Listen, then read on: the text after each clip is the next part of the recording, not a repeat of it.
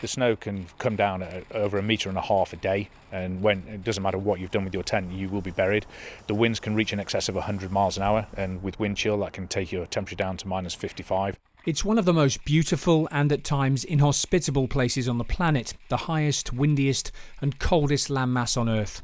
For 200 years, Antarctica has been drawing adventurers, and later this year a team of 8 explorers, including a number of serving and former military personnel, will be aiming to journey across a vast expanse of it, travelling 10,000 miles from their base at Dartmouth via Chile to Antarctica to explore untrodden ice fields and carry out scientific research. Plus mark the life of a legendary Antarctic explorer, Sir Ernest Shackleton.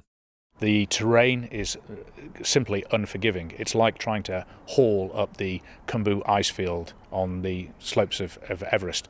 Some of the terrain is quite frankly the most challenging you could experience on the planet, and we will be moving through huge crevasse fields and trying to avoid falling in. As with all these things, there is a bit of trepidation in taking a team into the unknown and facing the risks we face. Clearly, we want to make sure everybody comes back safe, and that's the number one priority. But I was asked this in 2012 when I went down to do the crossing, the first crossing, and I had an answer which actually involved my own children. So my children are grown up now, but back then they were young children, and I was questioned about leaving young children. Well, we in the military do that. That's something we're trained to deal with. More than that, though, on this occasion, it was the fact that actually their very futures are going to be influenced by the effects of what's happening and what we're doing to the planet.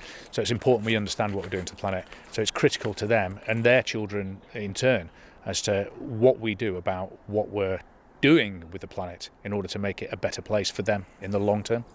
So what's the science part of this expedition? The team are going to Antarctica to look for traces of microplastics, fragments and fibres less than 5 millimetres long, which, thanks to global pollution, now contaminate every corner of the world and are being consumed not just by wildlife, but by we humans too.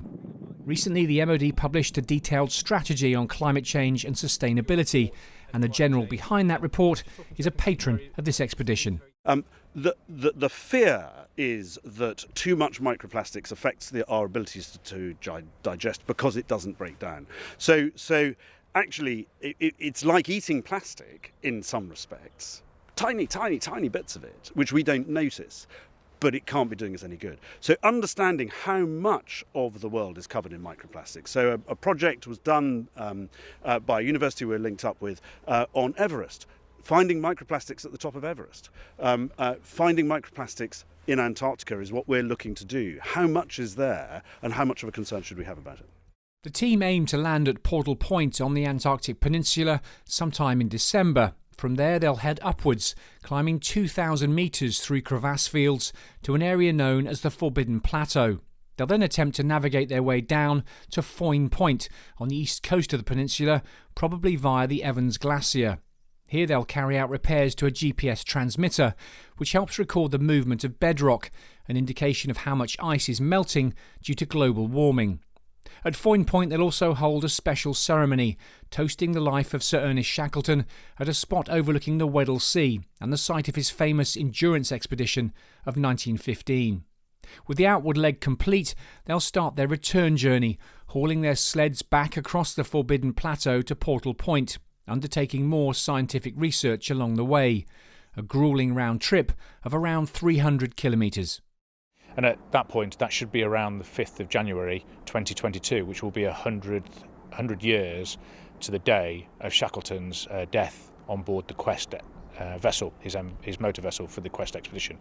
And we'll raise a glass of whisky to Shackleton, looking over the Weddell Sea where his endurance exploits were the fascinating and hugely renowned tale of his survival in the Antarctic waters of the Weddell Sea. To haul this sort of weight across this terrain burns a lot of energy. The team have a nutritionist helping them fuel their training and advising what food and vitamins to take with them onto the ice. In Antarctica, even though it may be sunny, their skin's going to be covered by clothing, and a lot of our vitamin D we get through the sunlight. We get some vitamin D from our diets, but it's not enough really. We have to eat quite a lot of the foods, for say example dairy products, and have a lot of cod liver oil just to meet the requirements. So with going to Antarctica, we're going to make sure that their vitamin D is optimal, so there's no risk of any deficiencies before, and then we'll retest them afterwards to see if they become deficient, but hopefully with the correct supplementation they won't be deficient at all. The risks involved in an expedition like this are pretty significant. As well as the danger of falling down a deep crevasse, the mountainous terrain means there's a very real likelihood of an avalanche. As well as wearing locator beacons, the team also carry these lightweight probes, which they can quickly deploy to try and find a buried colleague. So now, equipped with your probe and shovel, you know roughly where your person is buried. You probe, probe, probe, probe, probe, until you find them, and you will get a distinct feeling, a thud, when you hit a buried person. At that point, you get your shovel and you dig almost like a madman. You've got a matter of minutes to get that person out alive. More than about 4 minutes, probably they will not survive. The majority of the team are experienced Antarctic explorers. Former sailor Anthony Ginman is the expedition number 2. He's one of just a few Britons to have skied to both geographic poles. So this is the inside of our tent on a nice, like almost a spring Devonshire day. But the reality is, on Antarctica, this would be incredibly noisy. The tent would be banging with the winds. Yeah, and temperature-wise would be very, very cold as well. So only when the stoves are on is the tent actually nice and warm inside. And the warmest you can be inside the tent is actually in your sleeping bag as well. Smile for the camera. For safety, the teams are roped together in groups of 4, allowing one team to help rescue the other if they fall into a crevasse. So this is called a polk, and the word polk comes from Scandinavia, obviously for sledge.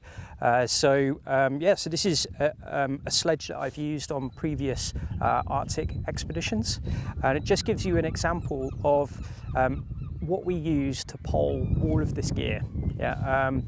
With the science equipment that we'll be taking as well, then our sledge or polk can be in the region of about between 100 and 130 kilograms. So using a rucksack or a bergen would be just too much. So the polk is the preferred method to easily drag heavy weights over snow and ice. So how do you train to haul 100 kilos across an ice field?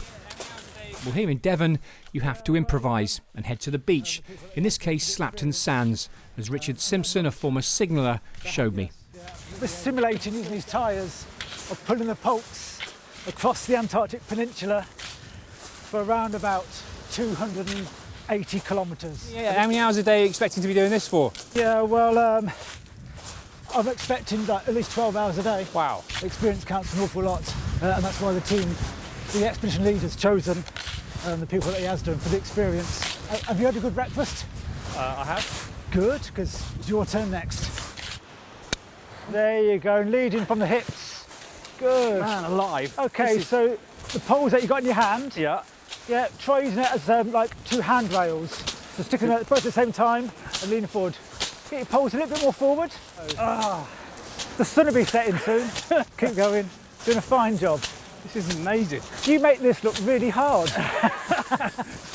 Well done. Simon Newton, Forces News, Slapton Sands in Devon. How are you feeling? Come to Dartmouth, they said.